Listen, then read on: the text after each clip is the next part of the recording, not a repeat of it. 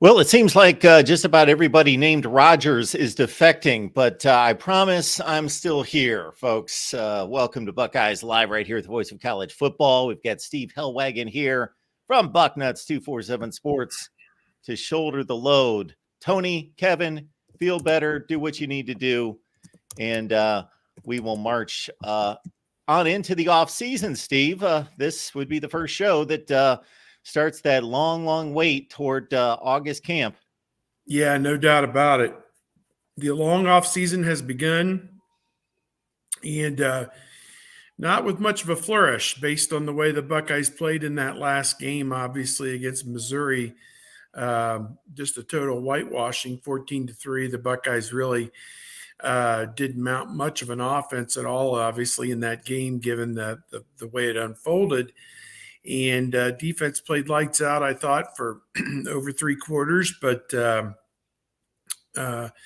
Missouri drove 91 and 95 yards for a pair of touchdowns in the fourth quarter, and that was that. So a lot of questions for Ohio State going into the offseason. I posted a column yesterday on Bucknuts kind of outlining a lot of those thoughts and crossroads moments, I suppose, for Ryan Day in this Ohio State football program. And I guess that we'll get into some of that here this hour. There's been a small development, or a development, that it seems that Pete DeMel from ESPN has reported that Will Howard, the erstwhile quarterback from Kansas State, is going to make an official visit to Ohio State this weekend. And certainly I would view him as a guy that would come in and be the odds-on favorite to start for Ohio State. He's got 2 years of starting experience at Kansas State. I would say he's got the odds-on, would be the odds-on favorite day one to come in and start for the Buckeyes, helped win the Big 12 championship at Kansas State in 2022 when they upset TCU in the championship game. Played with them again this season. They were in a bowl game. He did not play in the bowl game because he was already looking around at that point. But, I don't think Ohio State – excuse me. I think it would be hard for Ohio State fans to make a strong value judgment on what Devin Brown and Lincoln Kienholz can and cannot do at the quarterback position. Brown has now played, in 6 games this season. He was knocked out of the game after one quarter. He was 4 of 6 for 20 yards. Lincoln Kienholz came in. He was 6 of 17, but obviously the offensive line could not block Missouri. Missouri had a very, very smart scheme, which was to come after the young quarterbacks and make their life miserable. Ohio State did not have a plan to protect their quarterbacks in that game, or to how to overcome that outstanding rush that Missouri put together. And so you have a couple of unknowns still with Devin Brown and Lincoln Kienholz. Brown will be a third-year guy. Kienholz would be in his second year, a redshirt freshman. And you bring in Will Howard as a kind of a proven commodity for his final year of eligibility. And, of course, you're bringing in Aaron Nolan, the true freshman from Georgia.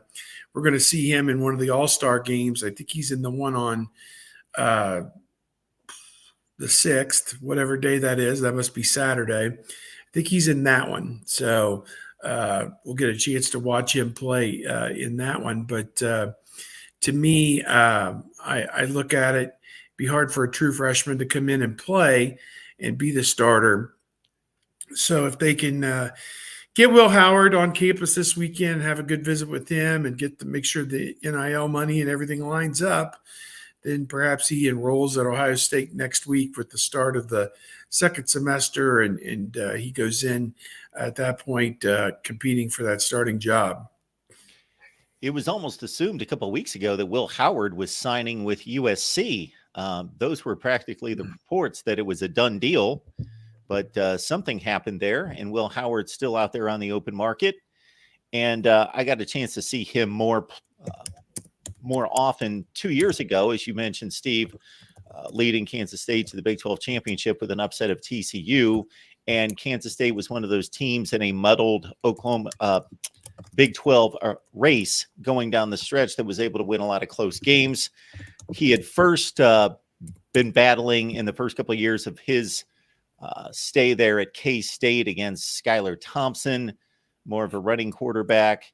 And then Adrian Martinez was the big transfer addition for K-State in 2022. He won the job, but once he faltered to a certain extent, also there was an injury involved with Adrian Martinez. Will Howard took over. I thought he was a significant upgrade, much better passer than Adrian Martinez, more consistent, much more of an NFL ceiling in terms of a passer, in terms of passer skills and arm strength, and really led K-State to significant wins down the stretch, and then turned in another nice season this year. He did throw 10 interceptions, 24 touchdown passes, as K-State went 8-4 under his direction during the regular season before, as you mentioned, they won a bowl game over NC State, but he was not involved. So it was big guy, 6'4", 6'5", big frame, doesn't mind taking off with the football. I know Ohio State fans like to hear that. He's not a running quarterback, but he's a guy that certainly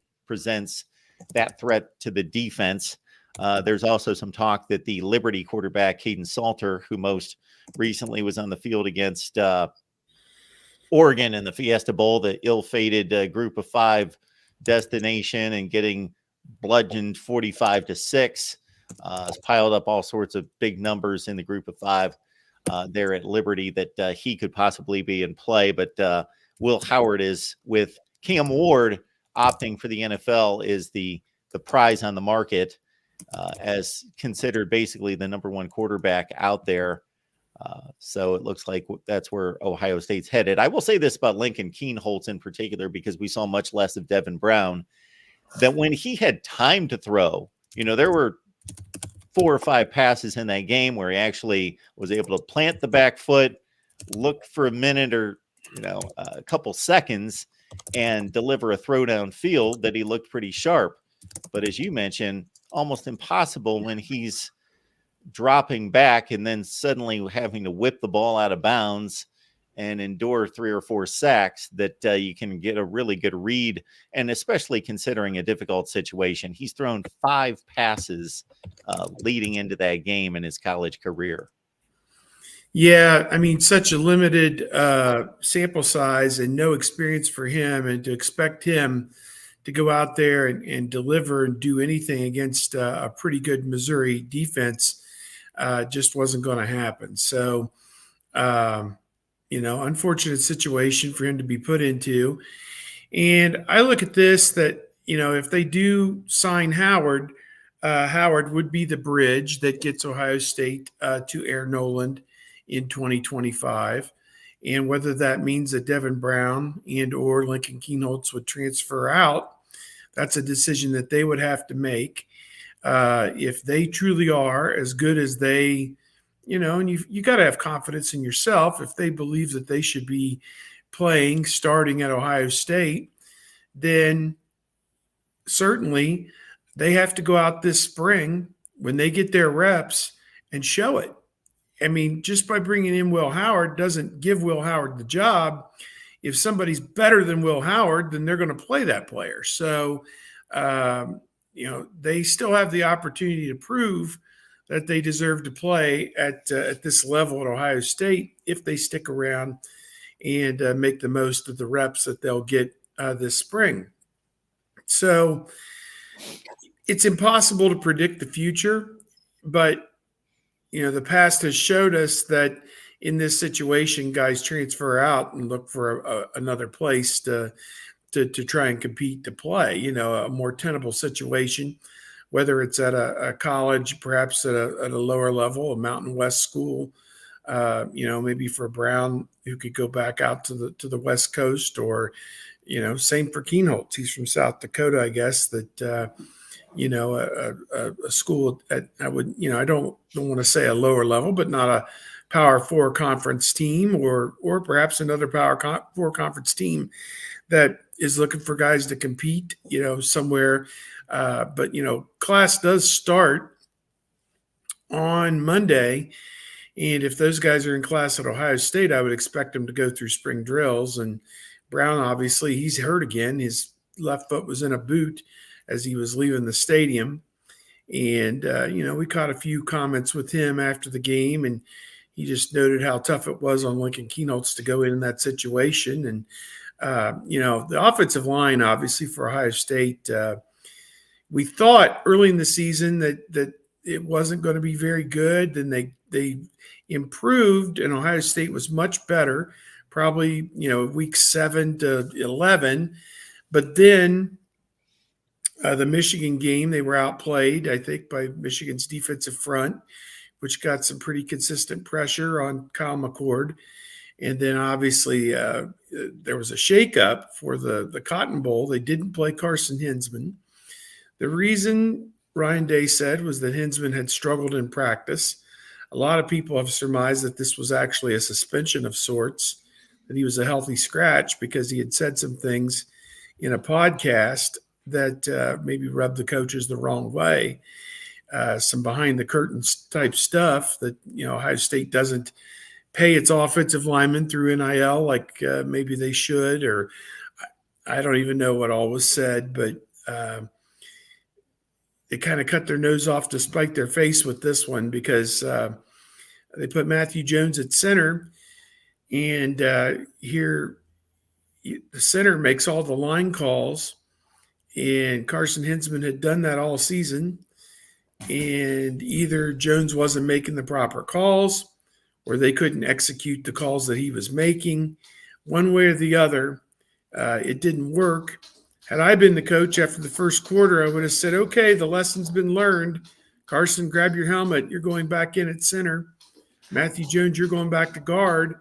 Let's try it. Let's try a different look. Give up 3 sacks in the first quarter, and they stayed with that. That's called cutting your nose off to spite your face. I got to let my dog out here. He's going crazy. But I have one or two more thoughts about this.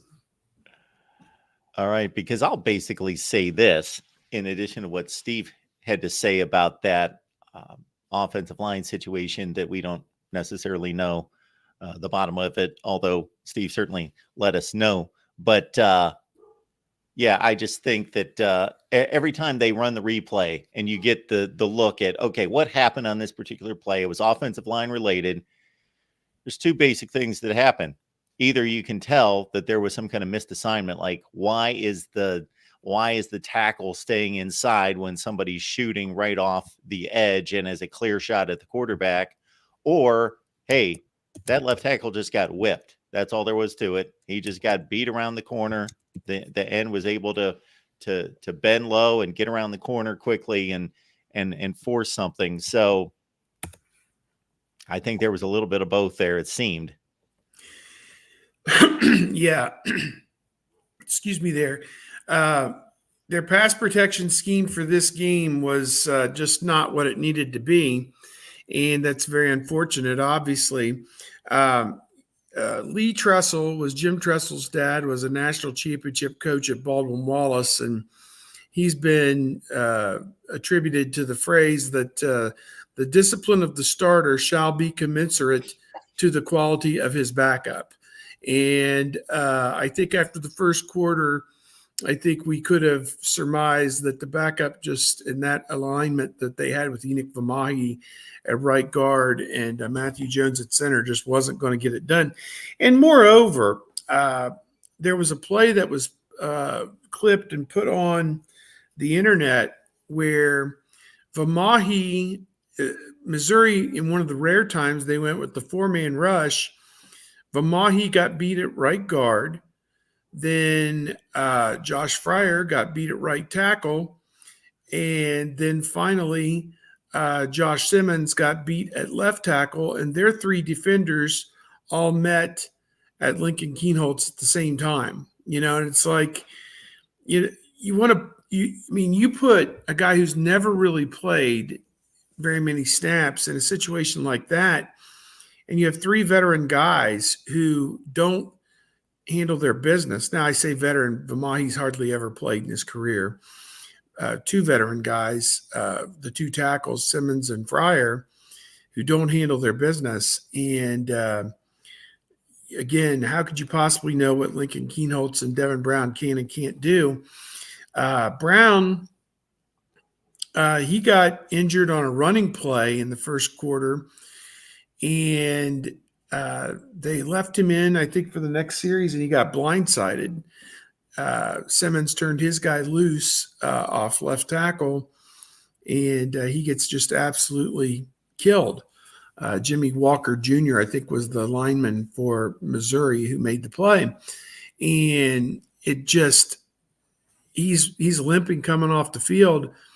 He went to the back, got treatment, presumably may have even had an x-ray done because the doctor went with him. And I presume that the doctor, Chris Kading, was going to read the x-ray. And so, yeah, it just, I don't even know what to say. Just, it was a cascade of events. The coaching staff did nothing to help the team overcome Missouri's pass rush, and the players that were on the field weren't good enough to overcome it. So, just a perfect storm. And again, not indicative of what Ohio State did all season. I don't think you see that type of a game plan if Kyle McCord and Marvin Harrison Jr. are out there, certainly, or Hinsman. I think it looks a little bit different. I mean, you're missing three of your starters there. No Mayan Williams, no Chip Trayanum to help with pass blocking. Cade Stover, the tight end, was limited in what he could do because of injury. So it just really was, a perfect storm of things that got away from him and just the way it all worked out. Did you get a sense from the player comments after the game? And I don't know how many you got to talk to. There was only, 2 players that go to the podium, one offense and one defense. I think it was Jack Sawyer and now I can't remember. Lincoln Kienholz. Yes. Okay. Yeah. That they were in front of the media. That it seems like, in addition to loyalty to the team, to their brotherhood, there was some decisions made that I need some more tape to show the NFL, and we'll see what comes back to me in regards to a draft prospectus that outside of Jack Sawyer, who put up, I don't know that the numbers were justified by the performance. I'm not discarding his performance, but I think he ran into a few sacks there where he certainly did his job. But where there was any indication that you got about their decision to play, whether they feel good about what they put out there despite the loss toward their NFL draft decision? Yeah, I don't think we have a firm grasp on anybody at this point. Obviously, Mike Hall Jr. came out the day after the game and declared for the draft. So as it stands right now, it's just Mayan Williams and Mike Hall Jr. that have declared for the draft. They had some guys go into the portal with Jesse Mirko, the punter, who had one of his best games ever as the punter. Noah Rogers and Bryson Rogers, a pair of wide receivers, also went into the portal. Yesterday was the last day, I think, that Ohio State players, maybe today is, since they played on Friday. I think you get 5 days after your last game, I think, to put your paperwork in. So maybe the next day or two we'll learn of anybody else who has dropped their name into the portal. But to me, we're still up in the air as far as the pro decisions. The date that we kind of hear is January the 10th, which would be a week from now, that maybe some decisions would come down that day. Jack Sawyer before the game seemed like he was leaning toward coming back, but after playing a game of that caliber, you just wonder if he's going to stick with that or not. Denzel Burke, I thought he played pretty well. The one big play the defense gave up, Missouri had been so effective running the ball that they executed a perfect play fake there late in the third quarter. And I don't have the all 22 tape, but it seemed to me that Proctor, one of the safeties, came up and Styles almost was paralyzed by what should I do here. And Burke, the corner, may have passed the receiver off to a safety that wasn't there. And they hit the deep pass for 50 yards. Finally, Missouri made a play on offense against Ohio State's incredible defense. and had a first down at the 15-yard line. They ran one play, got to the 7-yard line. It was the end of the third quarter. And then on the first play of the fourth quarter, Cody Schrader went up the gut and broke some tackles and a tough run and got the ball to the goal line for the touchdown. And ESPN had put up a stat that over the last 2 or 3 seasons in college football, teams that had not scored in the first 3 quarters were 0, that's O, and 112 in trying to win those respective games. And of course, Ohio State lost this game without benefit of scoring a touchdown. First time that had happened back to the 2016 Fiesta Bowl national semifinal game, that nightmare 31-0 game. Deshaun Watson, and who I'm repping the Brownies today, obviously, and Clemson won that game over Ohio State. So a lot of lowlights in this one, Mark. There's not much more good or good. A lot of bad, and not much more good we can really say about that travesty. It was again endemic of today's bowl climate. That if you're not in the playoff, guys are going to go in the portal and guys aren't going to play. And, then a couple bad injuries. And, the Ohio State offense was kind of like in the fetal position. They were seriously hoping they could win the game 3-0 or 6-0. I mean, that's what it looked like when they couldn't generate anything on offense. Yeah, and they came about 7 minutes away from pulling that off. Of course, they missed a field goal that would have made it 6-0 at the start of the second half there. But Doink. yeah, that's right. That was the doink off the left upright that kicked right. Yes, because hey, let's face it, with the aspirations of this team and this program from year to year, there was so much more to be lost in this game than to be gained. Sure, it would have looked pretty to be 12-1 and probably be ranked 5th or 6th in the nation. 11-2 will probably get them somewhere around 9 or 10. And that's what it's going to look like. But people are much more concerned about what's this look like going forward, especially considering what we saw on Monday night at the Rose Bowl. And this program status is measured against itself, but it's also measured against the team up north. And I guess we can go that direction. Although I did have one other question about the quarterback decision that they're about to make. And this is all conjecture, but I'm going to throw it out there anyway. We saw Devin Brown throw 6 passes. We saw Lincoln Keenholz throw 17, and probably 11 or 12 of those were under duress, which is part of the job description, but not to that extent. Ryan Day has paid a lot of money to make an assessment of these quarterbacks based on what he sees, not just in a short time on the field when it counts, but to be able to project whether they're ready for the job. One of them can emerge to be the kind of quarterback Ohio State expects. Do you think there's an amount of pressure, though, to go out and get somebody who's proven to appease fans, media, other folks outside the program to say, okay, well, we did the best we could. We went and got a veteran quarterback. This guy should be Ohio State standard, as opposed to, you're going to have to trust me, but one of these guys is ready to go or will be ready to go.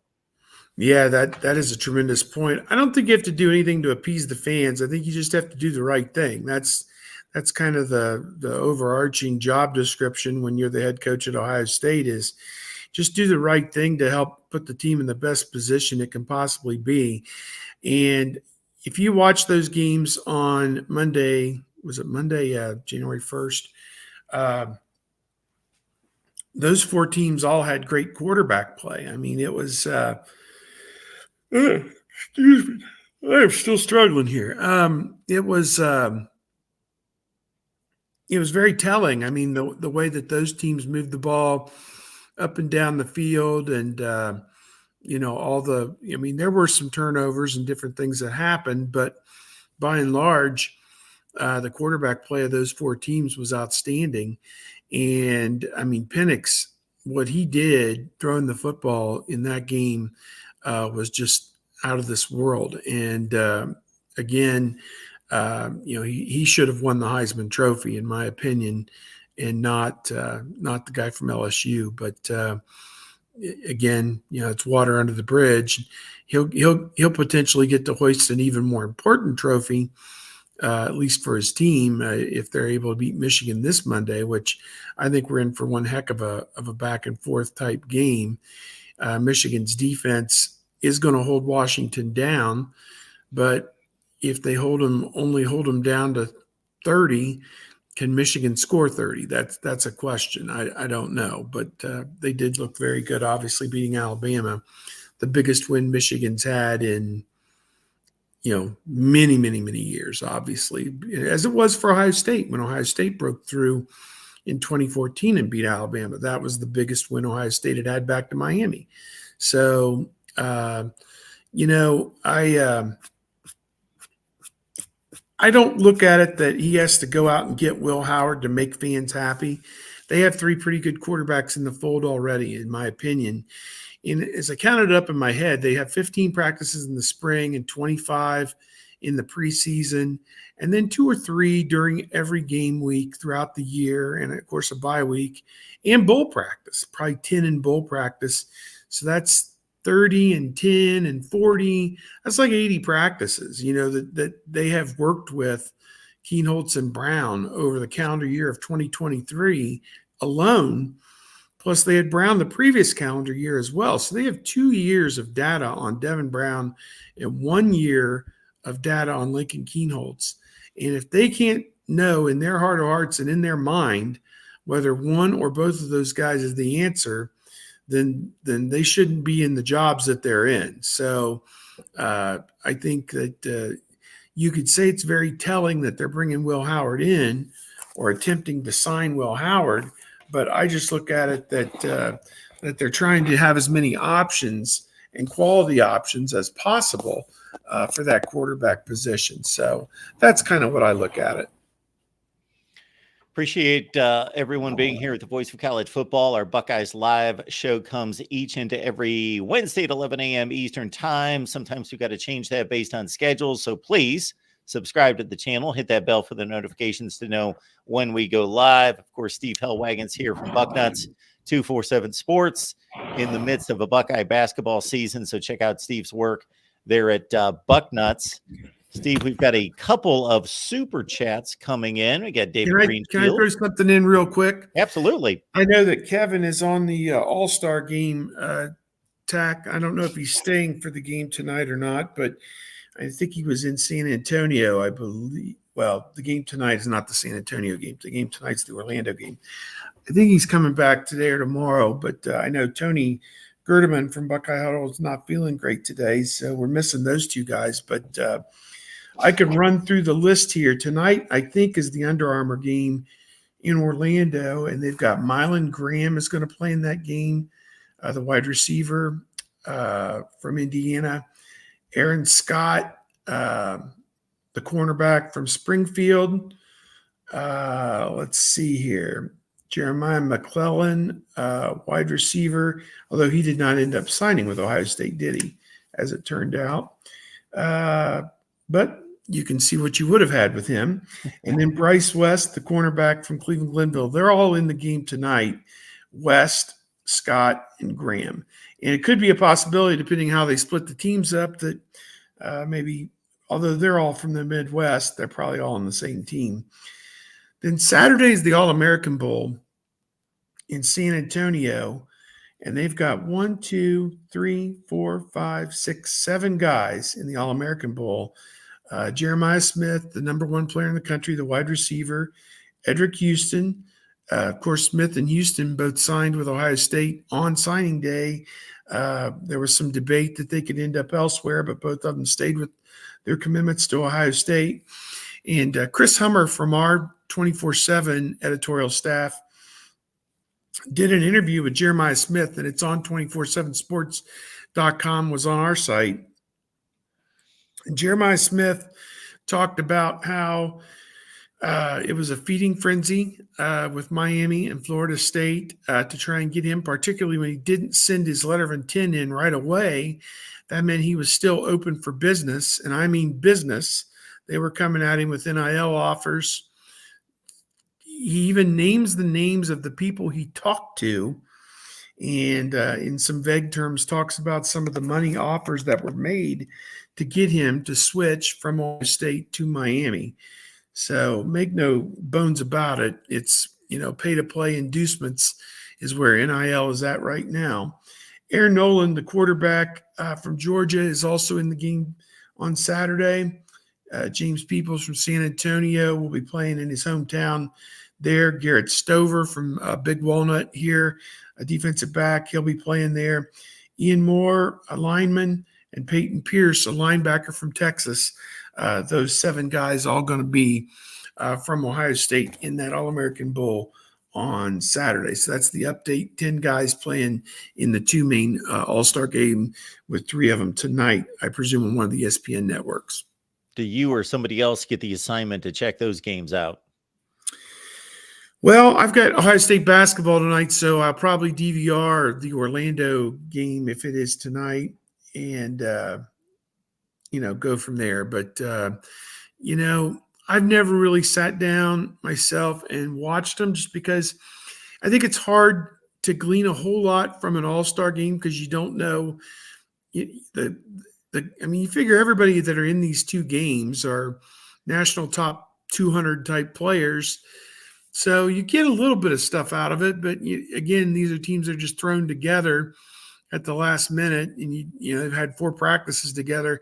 How good can the football really be? I don't know, but certainly you can show some individual traits and different things in these games. So keep an eye on them, I think, and I know our fans, the message boards will be lighting up if one of the Ohio State guys can make a play. If Mylan Green catches a touchdown in this game, you'll hear about it. Demarion Witten already played in one of these All-Star Bowls and had 3 touchdown catches. The tight end wide receiver from Cleveland Glenville, he played in what used to be the U.S. Army All-American Bowl.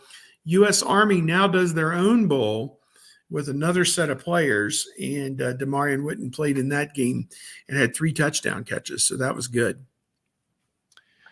All right, folks, every week we're here with Steve, typically Kevin and Tony, talking Buckeyes football live with all of you. We appreciate if you would smash the like button and contribute in any way possible to keep us going here at the Voice of College Football. And we post segments throughout the week. We did, of course, post game after the Buckeyes bowl game against Mizzou.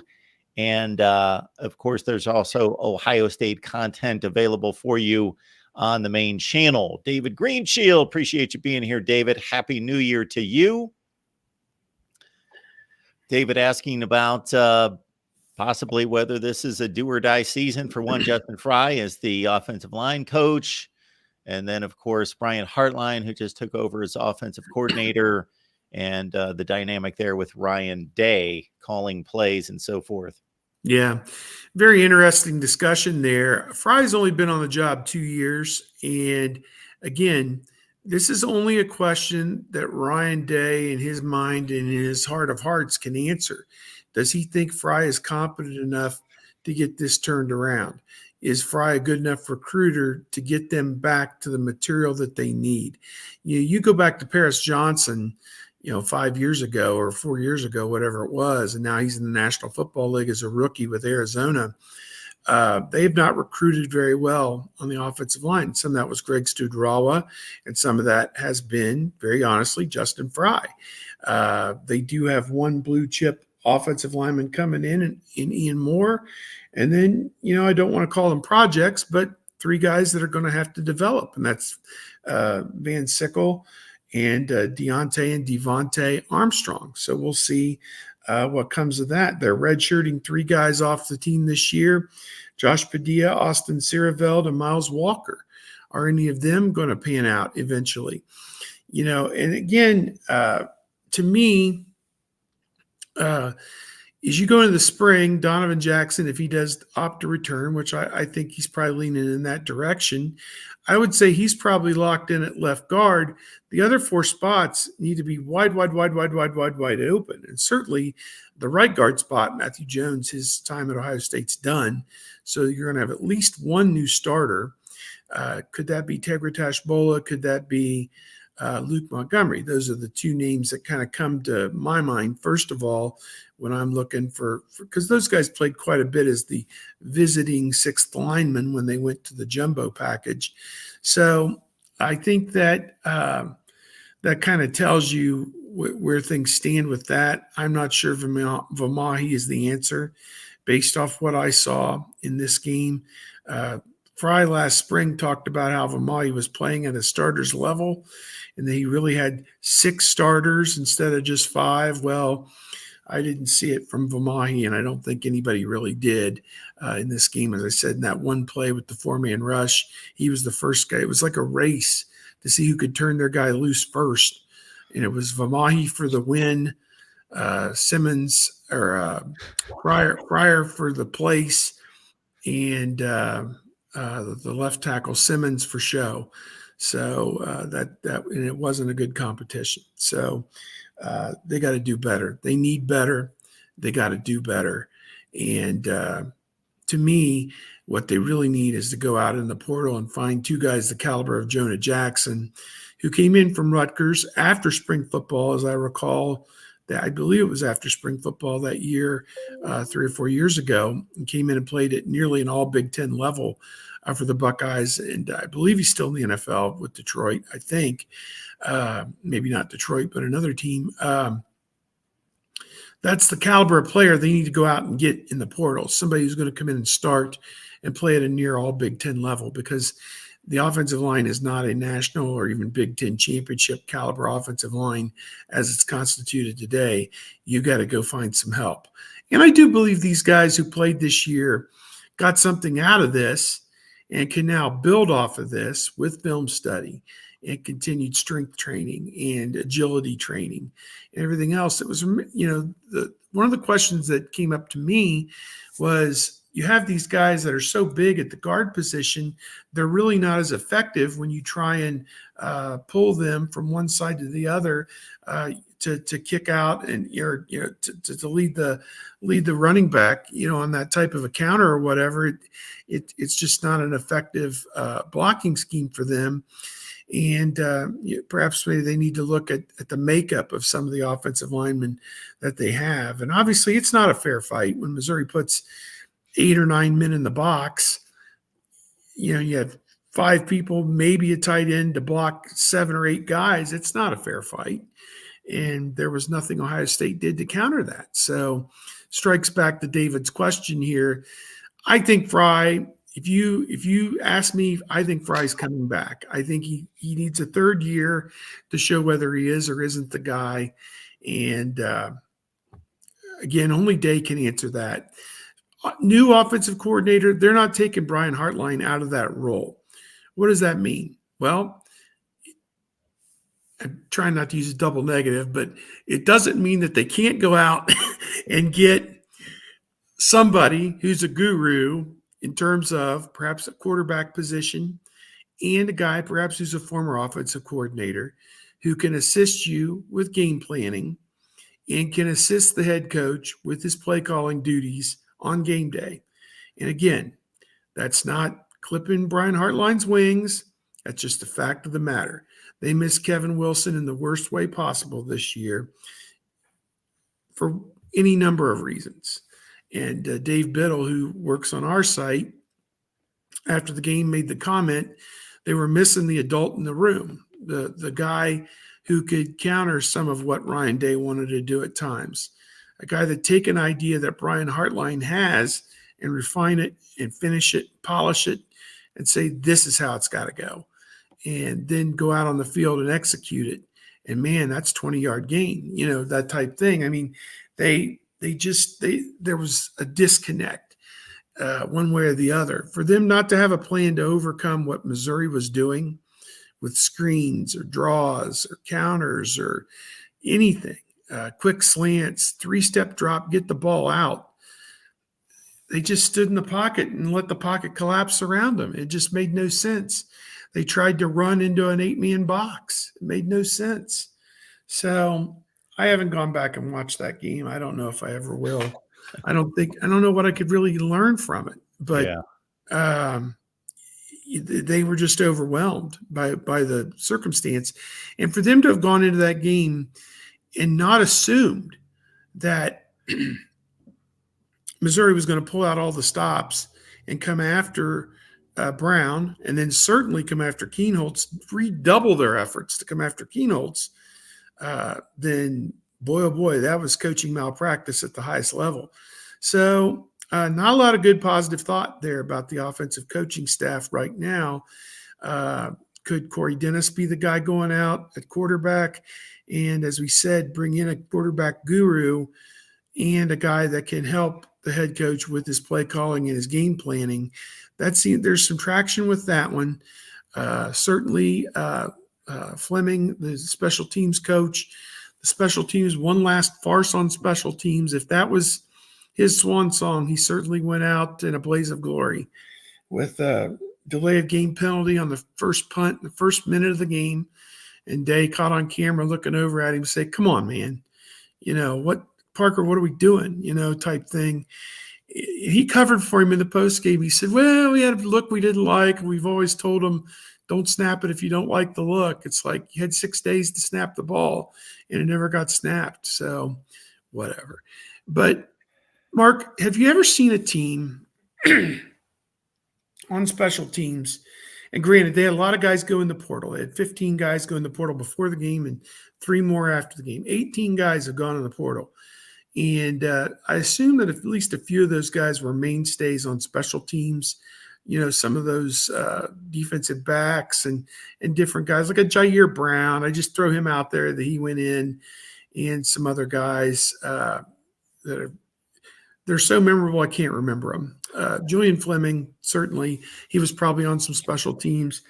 So when that happens in the bowl game, you have a bunch of guys who didn't play all season out there on special teams. So there's going to be mistakes. But when everybody in the stadium knows that the team is punting, the opponent is punting, and your returner, Buka, is going to fair catch nearly every punt that's coming his way. I'm going to fair catch it. I'm going to fair 70,000 people in the stadium who's going to fair catch it. Why? In God's name, is anybody on the return team touching anybody on the coverage team anywhere close to where it could even be possibly construed as a block in the back penalty? Why? Who are you blocking? There's no tackle that any of those guys that you're blocking are going to go make because he's fair catching the freaking punt.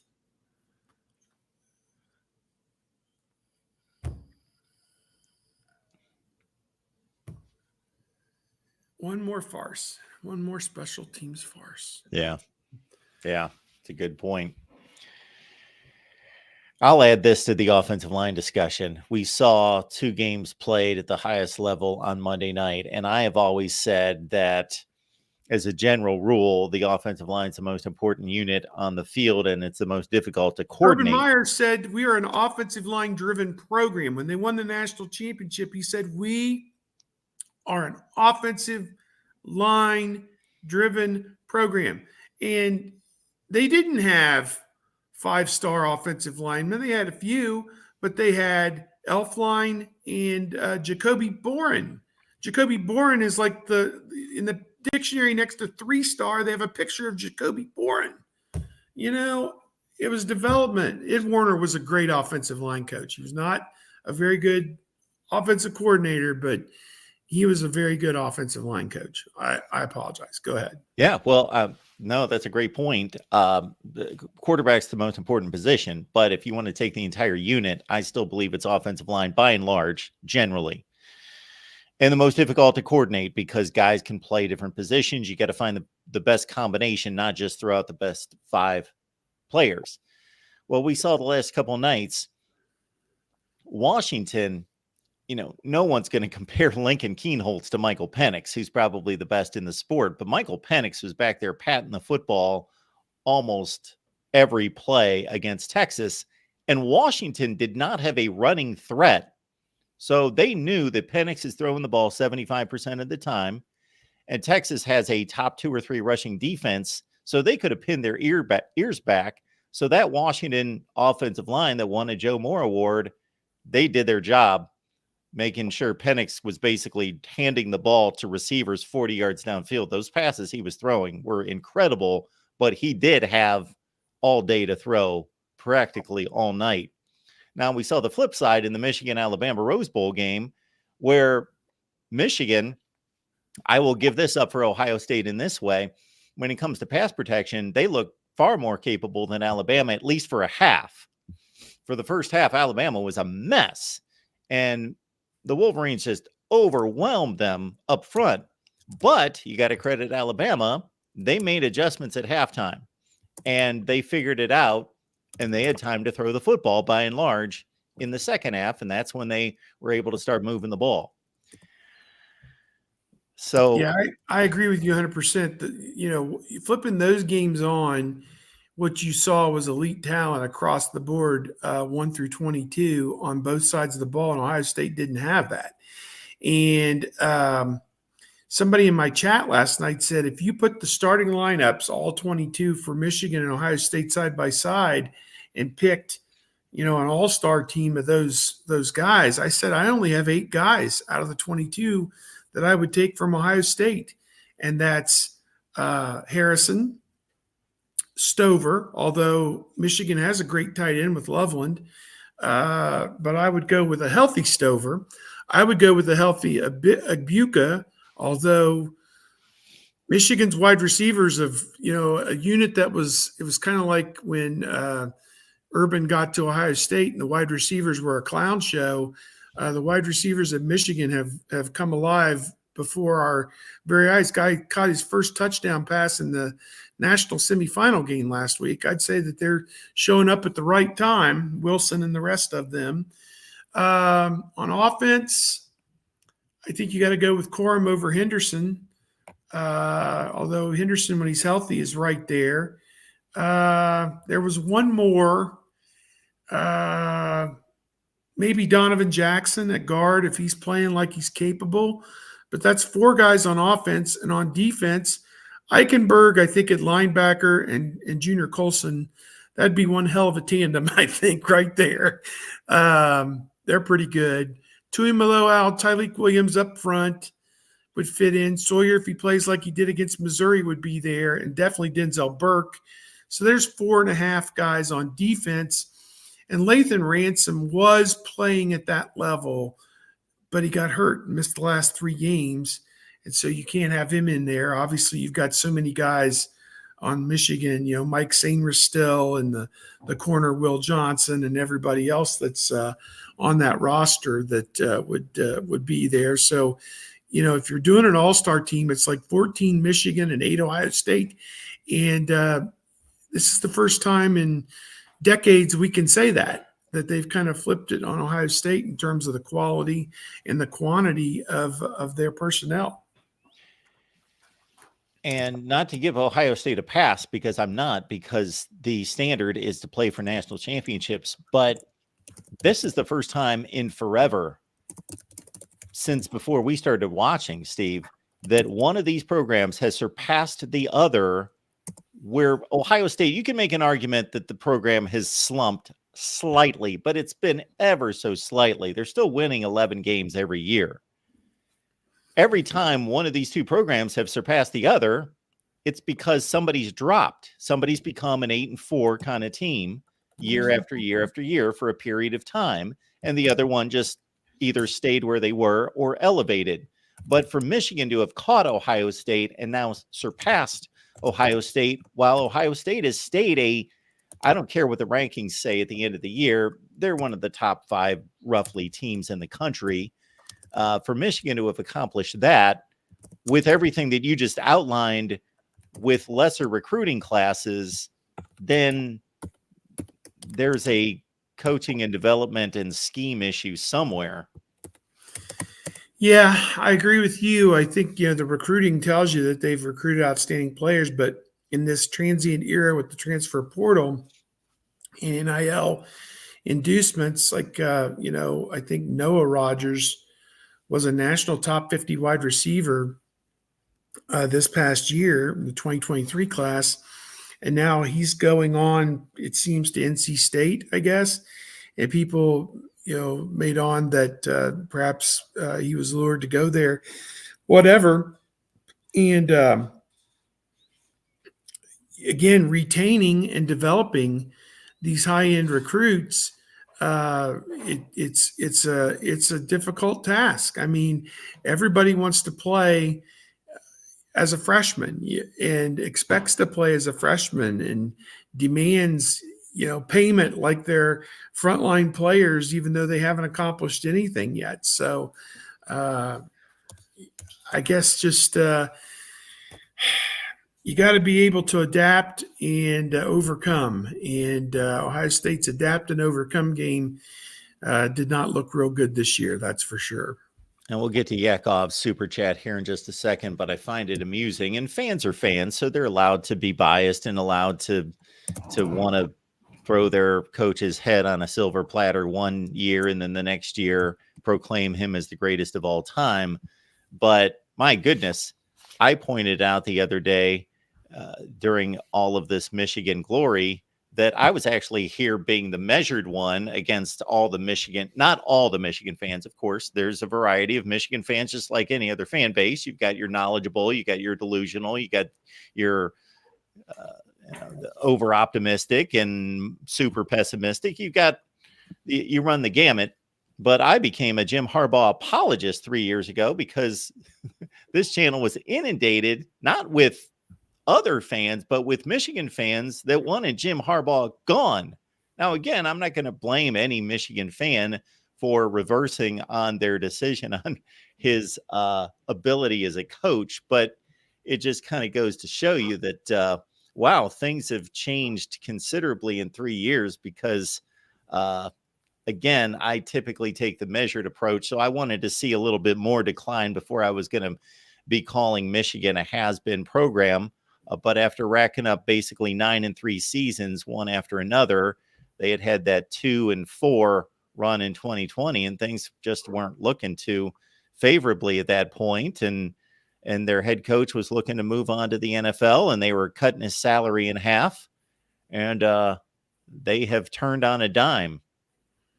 No doubt. Going to be a fun game. I just think Michigan's defense is probably going to be the difference in this game. And again, but man, Penix, I don't know. I don't know Either.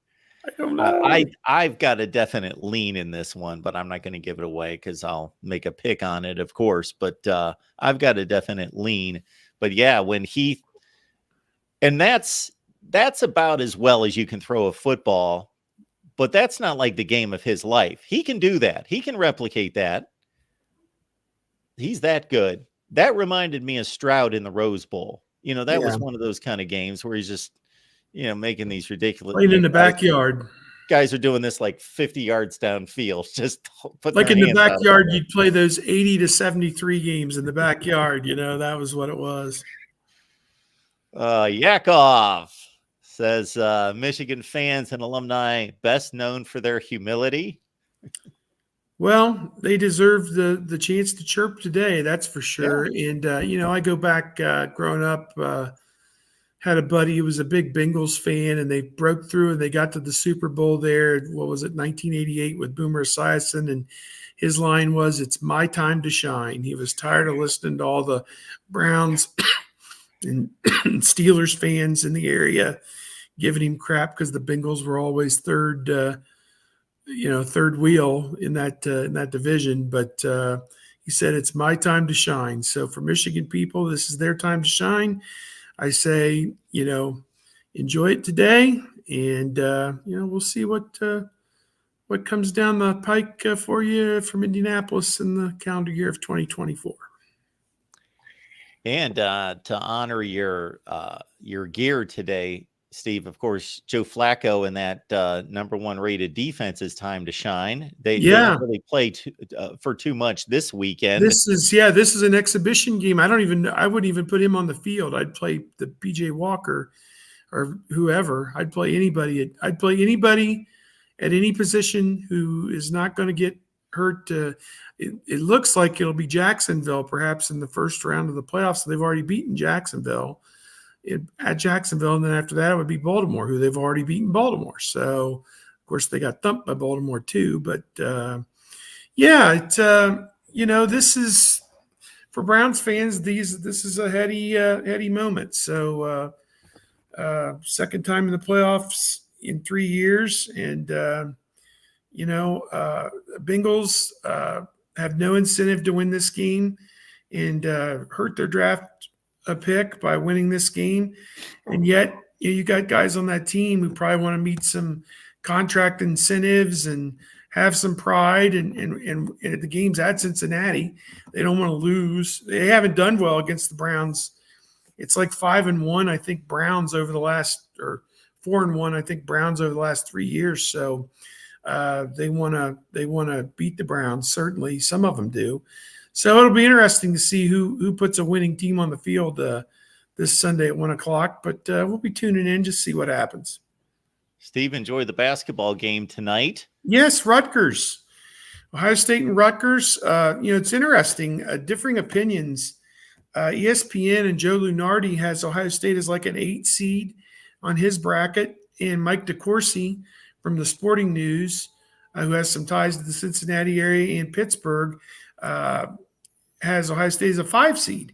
And I think the truth is probably somewhere in the middle right now, and they could play their way up or play their way down, depending on how they do. But got to win these home games. That's the gist of it. And Rutgers is a program in a state of flux. I don't know that I look for them to make the tournament at the end of the year. They lost their 3 guys in the backcourt, and Ohio State's got the definite edge there with Gale and Thornton in the backcourt. So we'll see tonight how that goes. And their football team picked up a Big Ten starting quarterback from Minnesota in Ethan Kalkumanis this week. Wow, how about that? Yeah.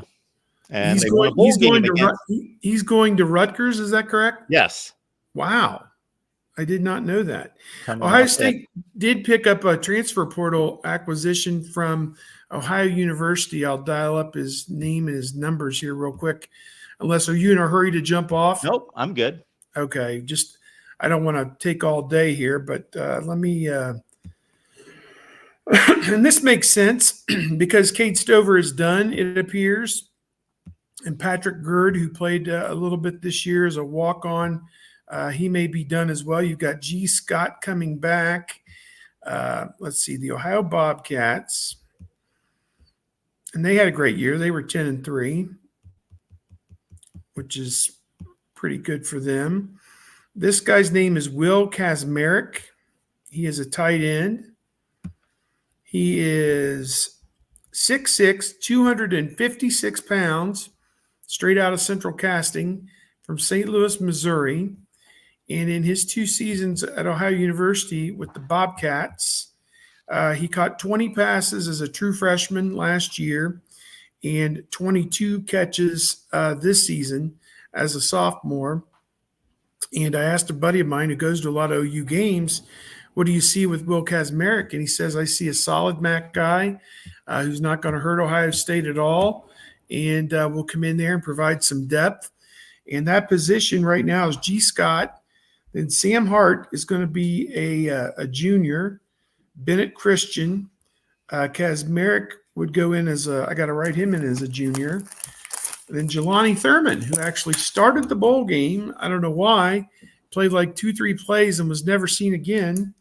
I have no idea what that was all about, but so yeah, it was kind of an interesting situation. But Jelani Thurman, this is an important offseason for him. He's got all the size and speed to be a great pass catching tight end, but he's got to improve with his blocking, his understanding of the offense, and how he fits into it on an every down manner. He just can't go out there on third down to catch passes.